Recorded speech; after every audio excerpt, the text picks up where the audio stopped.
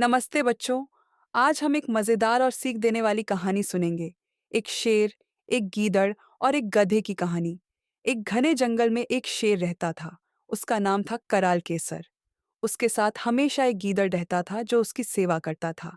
एक दिन शेर की एक हाथी से भयंकर लड़ाई हो गई। लड़ाई में शेर बुरी तरह घायल हो गया। अब वह ठीक से चल भी नहीं पाता था। शिकार करना तो बहुत दूर की बात थी। धीरे धीरे कई दिन बीत गए और शेर और गीदड़ दोनों को खाने के लिए कुछ नहीं मिला। एक दिन गीदड़ ने कहा, महाराज, मैं बहुत कमजोर हो गया हूं। कई दिनों से मैंने कुछ नहीं खाया। शेर ने कहा, जाओ, कोई ऐसा जानवर ढूंढ कर लाओ जिसे मैं अपनी कमजोरी में भी पकड़ सकूं, नहीं तो हम दोनों भूख से मर जाएंगे। गीदड़ भोजन की तलाश में जंगल से बाहर निकला।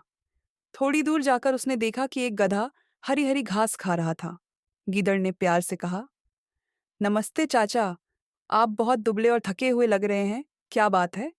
गधे ने दुखी होकर कहा, मेरा मालिक बहुत क्रूर है। वह मुझसे दिन भर काम करवाता है और खाने को बहुत कम देता है। इसीलिए मैं यहाँ घास खाने आ गया हूँ। गीदड़ बोला, चाचा, मेरे साथ चलिए। जंगल के अंदर बहुत हरी भरी घास है। वहां कोई आपको परेशान नहीं करेगा। गधा उसकी बातों में आ गया और गीदड़ के साथ चल पड़ा। जैसे ही वे शेर की गुफा के पास पहुंचे, शेर ने जल्दीबाजी में छलांग लगा दी। लेकिन वह बहुत कमजोर था, इसलिए गधा बचकर भाग गया। शेर को बहुत शर्म आई।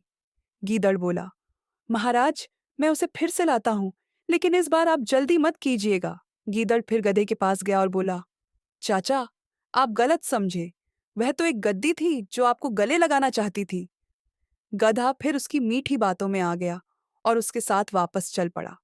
इस बार शेर ने सही समय देखकर हमला किया और गधे को पकड़ लिया। शेर बहुत थक गया था, इसलिए उसने गीदड़ से कहा, मैं नदी से पानी पीकर आता हूं, तब तक तुम पहरा देना। लेकिन गीदड़ बहुत भूखा था। उसने चुपके से गधे का दिमाग खा लिया।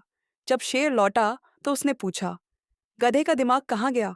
गीदड़ बोला, महाराज, इस गधे के पास दिमाग था ही नहीं। अगर होता तो क्या यह दोबारा यहां आता? शेर उसकी बात मान गया और दोनों ने कई दिनों बाद पेट भरकर भोजन किया। बच्चों, इस कहानी से हमें यह सीख मिलती है, मीठी बातों में आकर कभी भी बिना सोचे समझे किसी पर भरोसा नहीं करना चाहिए। अगर आपको यह कहानी पसंद आई हो तो लाइक और सब्सक्राइब जरूर करें। फिर मिलेंगे एक नई कहानी के साथ।